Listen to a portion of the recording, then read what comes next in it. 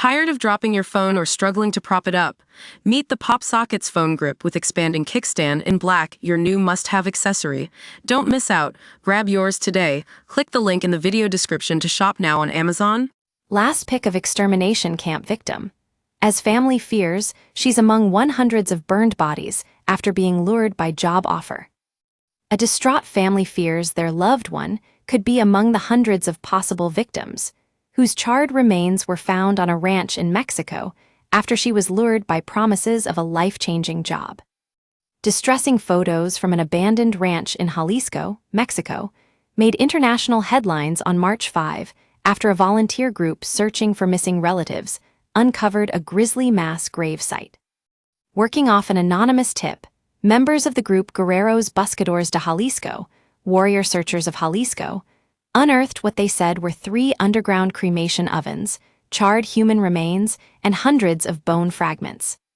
The ranch, named Rancho Izagüera, located in Tuchitlan, about 90 miles east of Puerto Vallarta, was also littered with thousands of personal items, including over 250 pairs of shoes, piles of clothing, jewelry, identification cards, children's toys, book bags, and suitcases. The search group has referred to the site as Extermination Camp, run by the brutal Cartel de Jalisco Nueva Generación, Jalisco New Generation Cartel. The inhumane findings have been dubbed by locals and Mexican media outlets as the Auschwitz of Mexico. Rubai, who did not wish to disclose her surname out of fear, told the U.S. Sun that her family has been searching for her younger sister for nearly a year, and when news of Rancho Izagüera flooded social media, a sense of uneasiness set in. Her sister, Merari Nomi Garcia Mejia, 19, vanished on May 20, 2024. Months prior, Mejia had received a message on WhatsApp from someone claiming to be with an agency who was offering her a life-changing job opportunity outside of Jalisco. She sent me a screenshot of what she was talking about with this person through WhatsApp. They told her that they offered her 6,000 pesos, about $250 USD per week. Rubai exclusively told the U.S. Sun in Spanish from her home in Jalisco. Since the job was outside of Jalisco, they offered her a place where she could stay, a place they could sleep, which would be run and expensed by the agency.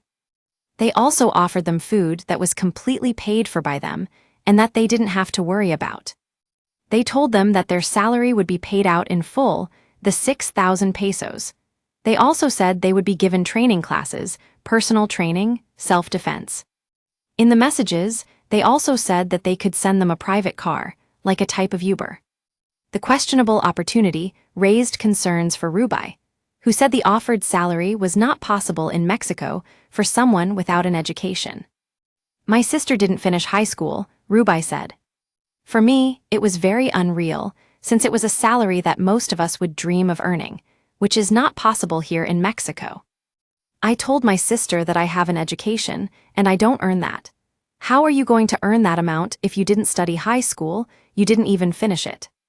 Mejia eventually found a job in the Jalisco area, but she struggled after she separated with the father of her son. "My sister asked my mom to take care of the baby while she was working. She would go to see him on weekends, and she would go to get the baby," Rubai told the U.S. Sun. She always had a big smile on her face. She was a very enthusiastic person, always happy, always spread joy. She was that fundamental part in our family. However, on one weekend, Mejia never showed up to visit her son. That was something that we said, things are not good. In this case, the baby's father told us that day, my sister had gone to ask for money to buy diapers and milk for the baby, Rubai added.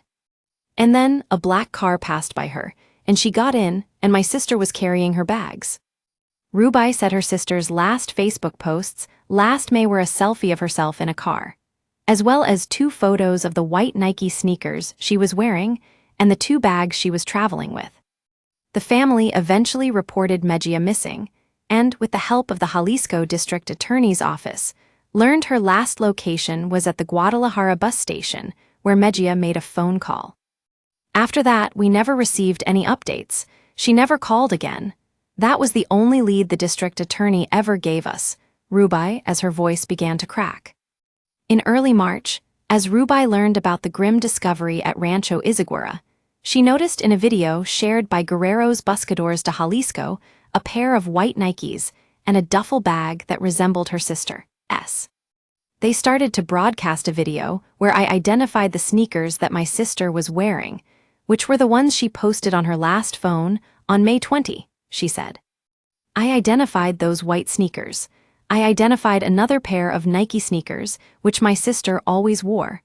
I also identified a suitcase during the broadcast. But despite the connection, Rubai said she did not want to fathom the thought that those items could belong to her sister. At that moment, I honestly didn't want to have any bad thoughts. I said, well, everyone has these types of sneakers, this type of suitcase, Rubai added. But almost at the end of the broadcast, they went into the kitchen area, where they found an altar of St. Judas. There they found 2 Bibles. The first one they started to check was my sister's. I identified my sister's Bible, and that's when I lost all my hopes.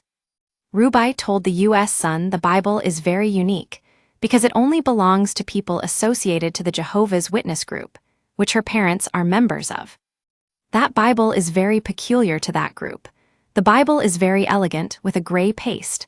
That Bible was just released a few years ago. It's probably only 2 years old, she said. It's very elegantly, and it belongs only to that religious group. Not everyone has it, only those who belong to that religion. My mother had given my sister the Bible because my sister asked for it. One day, she went to visit my mother, and she saw the new Bible that had been released. She liked it, and she asked my mother for it. My mother agreed to give it to her, and she took it. So, I identified my sister's Bible. I identified that Bible, and that's when I lost all my hopes. Rubai and her family are now awaiting the findings of the investigation by Mexico's Attorney General at the orders of President Claudia Sheinbaum. She said the family would receive an update in approximately 3 months, but were told the possibility of identifying any of the remains was unlikely. They told us that we had to wait, but that they didn't think they could identify any DNA from the bones because they had calcined the bodies at very high temperatures, Rubai told the U.S. Sun. Rubai said her family has not declared her sister dead until government officials provide more proof. We will continue to look for her. We don't think that she's dead. We still hope to find her, she proclaimed. Until the Jalisco district attorney gives us some proof or something that proves that my sister is no longer alive, we won't stop looking. We won't stop looking. We will continue to look. The grieving sister still remembers Mejia's infectious smile and outgoing personality. We remember her by the smile that she always had.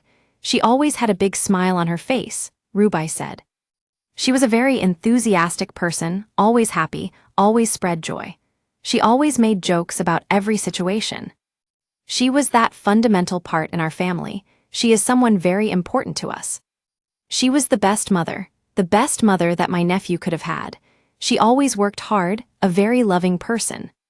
Believe me, our whole family needs her. It's an emptiness that has left us in pain. Alejandro Gertz Manero, Mexico's Attorney General, is expected to present a preliminary report on the investigation into Rancho Izagüera on March 26.